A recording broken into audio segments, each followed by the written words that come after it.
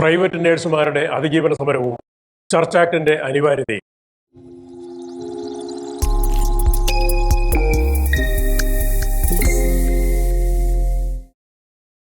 പ്രിയപ്പെട്ടവരെ, കേരളത്തിലെ private hospital നഴ്സുമാരുടെ അതിശക്തമായ അതിജീവന സമരത്തിന് സാക്ഷ്യം വഹിച്ച ഏതാനും മാസങ്ങളാണല്ലോ കടന്നുപോയത്.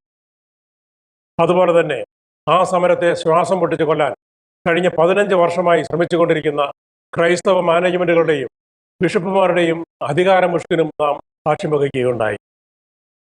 കത്തോലിക്ക ബിഷപ്പുമാരുടെ അധികാര ധാർഷ്ട്യം തൃശൂർ രൂപതാ ബിഷപ്പിലൂടെ എവറസ്റ്റ് കൊടുമുടി കയറി അട്ടഹസിച്ച് നിൽക്കുന്ന കാഴ്ചയാണ് ഇപ്പോൾ നാം കണ്ടുകൊണ്ടിരിക്കുന്നത്. ഇതെല്ലാം കാണുമ്പോൾ ഇവരെ നിലയ്ക്ക് നിർത്താനും സഭയിൽ കൂട്ടായ്മ ജനാധിപത്യം സ്ഥാപിക്കാനും ഒരിക്കൽ കത്തിജ്വലിച്ചു നിന്നിരുന്ന ചർച്ച് ആക്ടിനു വേണ്ടിയുള്ള സമരം വീണ്ടും അതിശക്തമായി തുടങ്ങേണ്ടതില്ലേ എന്ന് തോന്നിപ്പോവുകയാണ്. ഇവരെന്താണ് തങ്ങളെപ്പറ്റി വിചാരിച്ചു വെച്ചിരിക്കുന്നത്?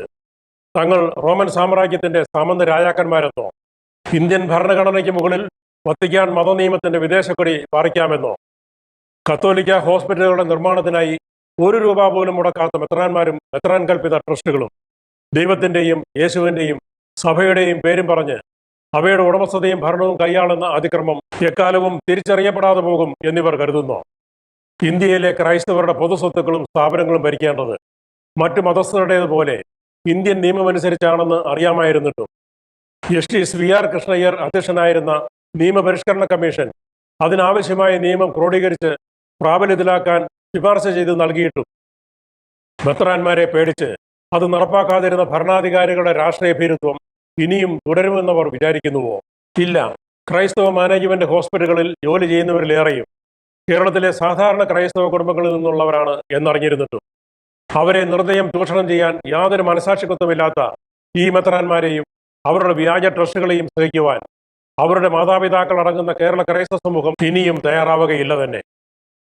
2019 2 ലക്ഷത്തോളം പേരെ അണിനിരത്തി ചർച്ച് ആക്ട് ക്രൂസൈഡ് എന്ന പേരിൽ നടത്തിയ സെക്രട്ടേറിയറ്റ് മാർച്ചിന്റെ അതേ ശക്തി വീണ്ടും ആർജിച്ച് അരയും തലയും മുറുക്കി ചർച്ച് ആക്ട് പ്രസ്ഥാനം വീണ്ടും ഉയർത്തെഴുന്നേൽക്കുക തന്നെ ചെയ്യും. തൃശൂർ ടൈപ്പ് മെത്രാന്മാരുടെ അധികാരമുഷ്കും അവിവേക നടപടികളും ഈ പ്രക്രിയയ്ക്ക് ഗതിവേഗം കൂട്ടുകയേ ഉള്ളൂ എന്നവർ അറിഞ്ഞുകൊള്ളട്ടെ. ഹോസ്പിറ്റലുകൾ മാത്രമല്ല, ക്രൈസ്തവ സമൂഹം സ്ഥലം കൊടുത്തും പണം മുടക്കിയും വിയർപ്പൊഴുക്കിയും പണിതുയർത്തിയ സ്കൂളുകളും കോളേജുകളും ആരോടും ചോദിക്കാതെ മതത്തിന്റെ പേരിൽ തട്ടിയെടുത്ത് സ്വന്തമാക്കി അധികാരം ഭരിക്കുകയാണിവർ. എല്ലാത്തിനും ആധാരമായി ഇവിടുത്തെ ക്രൈസ്തവ സമൂഹത്തിലെ ഒരാളുടെ പോലും അറിവോ അംഗീകാരമോ കൂടാതെ റോമിൽ സ്വയം പാസാക്കിയെടുത്ത കാനോൺ നിയമമാണ് ഇവർ ഉയർത്തിക്കാട്ടുന്നത്.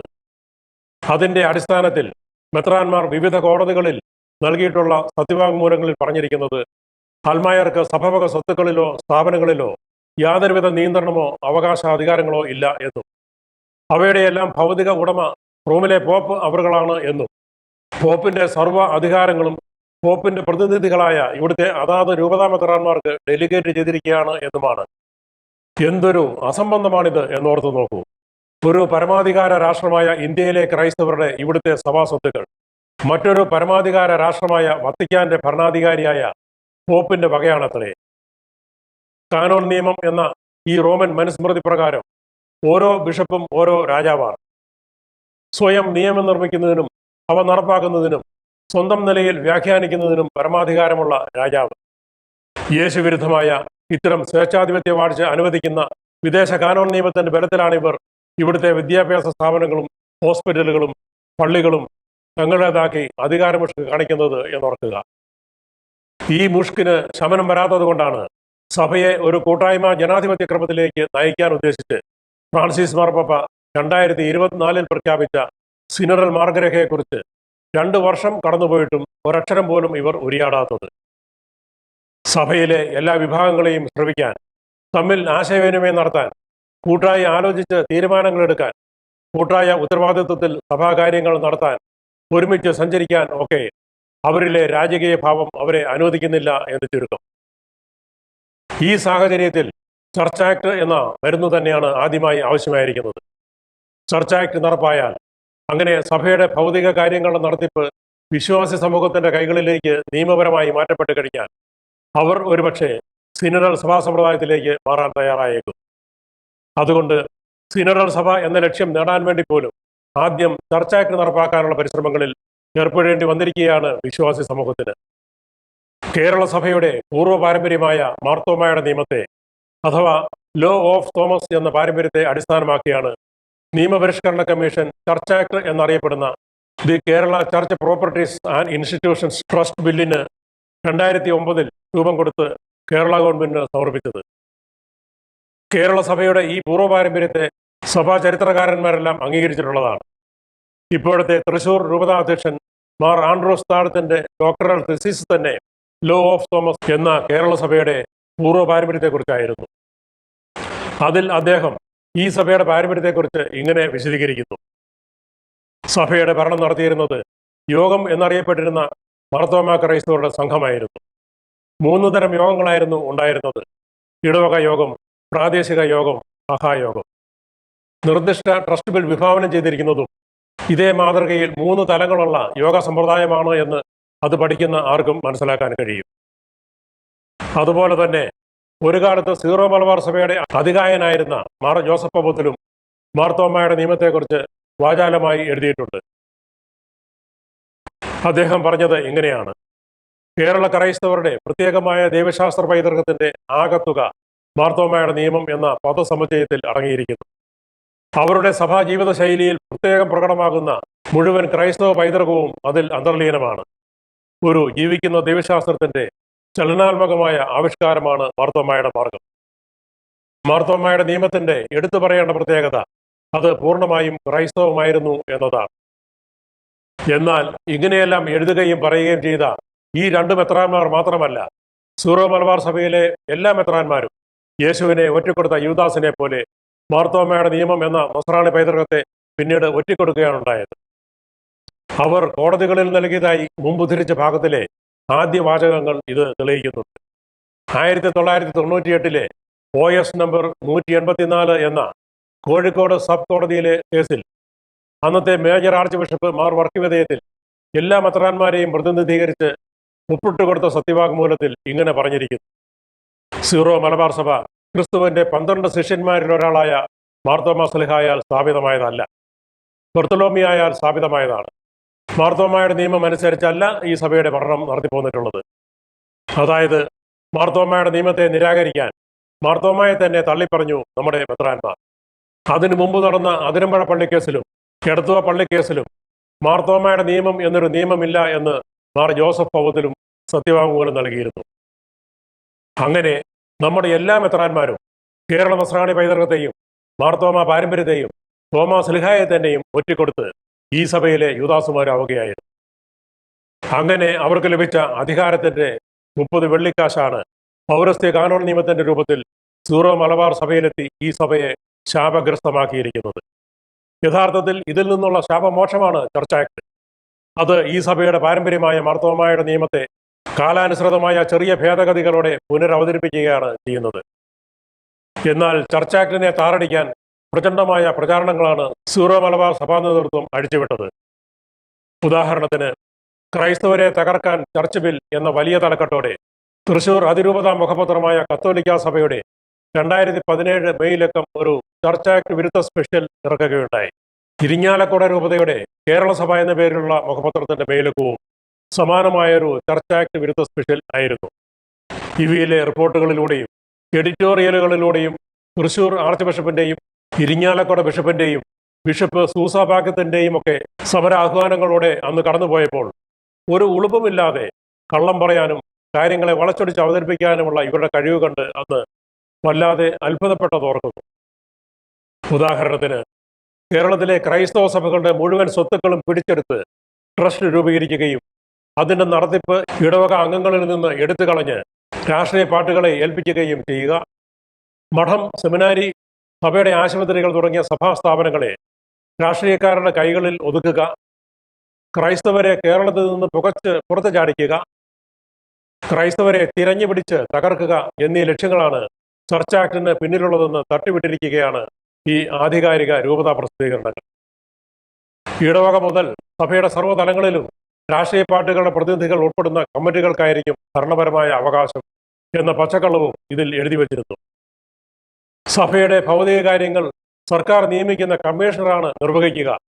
നിലവിലുള്ള എല്ലാ സഭാ നിയമങ്ങളും ബിൽ നിയമമാകുന്നതോടെ അസാധുവാക്കപ്പെടും എന്നീ ഞെട്ടിക്കുന്ന വിവരങ്ങളും 2 രൂപതാ മുഖപത്രങ്ങളിലും കൊടുത്തിരുന്നു.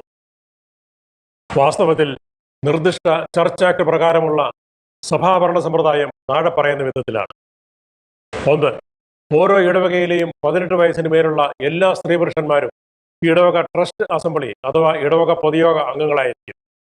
അവരാണ് അവർ തിരഞ്ഞെടുക്കുന്ന ട്രസ്റ്റ് കമ്മിറ്റിക്കാരിലൂടെയും കൈക്കാരന്മാർ എന്നറിയപ്പെടുന്ന ട്രസ്റ്റിമാരിലൂടെയും തങ്ങളുടെ പള്ളി സ്വത്തുക്കളും സ്ഥാപനങ്ങളും പള്ളിയോഗ തീരുമാനപ്രകാരം ഭരിക്കുക. ഇടവക പൊതുയോഗത്തിനും ട്രസ്റ്റ് കമ്മിറ്റി യോഗത്തിനും വികാരി ആണ് ആധ്യക്ഷം വഹിക്കുന്നത്. 2. രൂപതാതല ട്രസ്റ്റ് അസംബ്ലിയിലേക്ക്, അതായത് രൂപതാതല പള്ളി പ്രതിപക്ഷ യോഗത്തിലേക്ക് ഓരോ ഇടവകയിലെയും 300 കുടുംബങ്ങൾക്ക് 1 എന്ന തോതിൽ പ്രതിനിധികളെ ഇടവക പൊതുയോഗം തിരഞ്ഞെടുത്തയക്കുന്നു. ഈ പള്ളി പ്രതിപക്ഷ യോഗം തങ്ങളിൽ നിന്ന് 25 പേരുടെ ഒരു രൂപതാ ട്രസ്റ്റ് കമ്മിറ്റിയെ തിരഞ്ഞെടുക്കുന്നു. ഈ കമ്മിറ്റിയാണ് രൂപതാ സ്വത്തുക്കളുടെയും സ്ഥാപനങ്ങളുടെയും ദൈനംദിന ഭരണം നിർവഹിക്കുക. രൂപതാ ട്രസ്റ്റ് അസംബ്ലിയുടെയും ട്രസ്റ്റ് കമ്മിറ്റിയുടെയും യോഗങ്ങൾക്ക് മെത്രാനാണ് ആധ്യക്ഷം വഹിക്കുന്നത്. 3. സീറോ മലബാർ സഭ പോലുള്ള ഓരോ റീത്തിന്റെയും തലത്തിലുള്ള ട്രസ്റ്റ് അസംബ്ലിയിലേക്ക് ഓരോ ഇടവകയും ഓരോ അംഗത്തെ തിരഞ്ഞെടുത്ത് അയക്കുന്നു. വ്യക്തിസഭകളുടെ ഭൗതിക ഭരണ നിർവഹണം ഈ ട്രസ്റ്റ് അസംബ്ലി അഥവാ റീത്ത് തല പള്ളി പ്രതിപക്ഷ യോഗം തിരഞ്ഞെടുക്കുന്ന 101 അംഗ ട്രസ്റ്റ് കമ്മിറ്റിയിൽ നിക്ഷിപ്തമാണ്. യോഗങ്ങളുടെ അധ്യക്ഷൻ അതാത് റീത്തിന്റെ തലവനായിരിക്കും. ഈ എല്ലാ തലങ്ങളിലും തിരഞ്ഞെടുക്കപ്പെടുന്ന ആഭ്യന്തര കണക്ക് പരിശോധകർ ഉണ്ടായിരിക്കും. രൂപതാ തലത്തിലും വ്യക്തിസഭാ തലത്തിലും ചാർട്ടേഡ് അക്കൗണ്ടന്റിനെ കൊണ്ട് കണക്കുകൾ പരിശോധിപ്പിക്കണം. എല്ലാ തലത്തിലുമുള്ള കണക്കുകൾ സർക്കാർ സെക്രട്ടറിയുടെ പദവിയോടെ ഗവൺമെന്റ് നിയോഗിക്കുന്ന സഭാ കമ്മീഷണർക്ക് സമർപ്പിക്കുകയും വേണം. ഇതാണ് നിർദ്ദിഷ്ട ചർച്ച് ആക്ടിന്റെ രക്തചുരുക്കം. ബാക്കിയെല്ലാം വിശദാംശങ്ങളാണ്.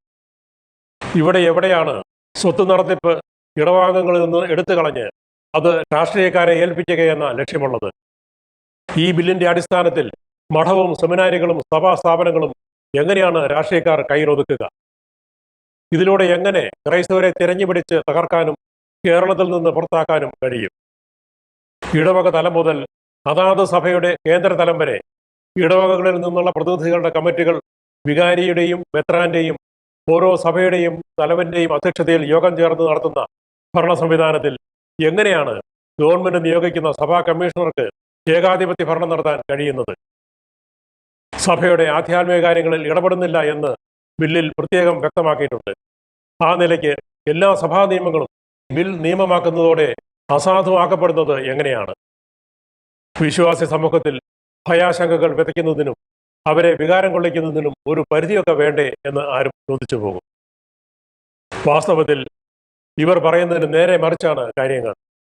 വിദേശ കാനോ നിയമം വഴി സഭാ സമൂഹത്തിൽ നിന്ന് മെത്രാന്മാർ പിടിച്ചെടുത്ത സ്വത്തുക്കളും സ്ഥാപനങ്ങളും അവയുടെ ഭരണാധികാരവും സഭാ സമൂഹത്തിന് തിരിച്ചു നൽകുവാൻ വ്യവസ്ഥ ചെയ്യുകയാണ് ചർച്ച് ആക്ട് ചെയ്യുന്നത്.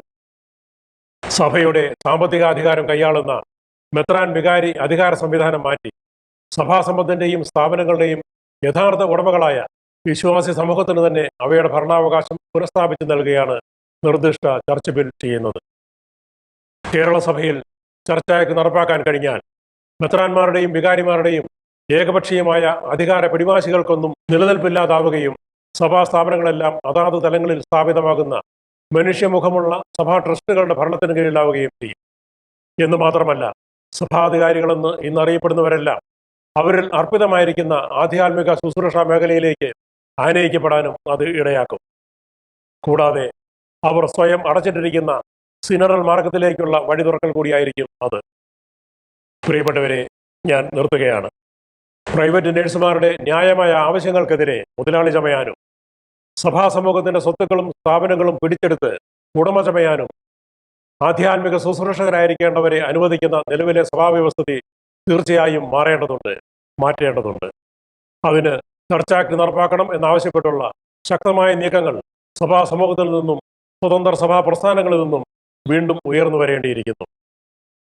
ജനങ്ങളുടെ ആവലാതികൾ കേൾക്കാൻ ചെവി കൊടുക്കുന്ന ഒരു സർക്കാർ നിലവിൽ വന്നിരിക്കുന്നു എന്നൊരു സാഹചര്യവും അനുകൂലമായി ഇപ്പോഴുണ്ട് എന്നോർക്കുക. എൻ്റെ വാക്കുകൾ അവസാനിപ്പിക്കുന്നു. ഇത്രയും നേരം എന്നെ കേട്ട എല്ലാവർക്കും നന്ദി.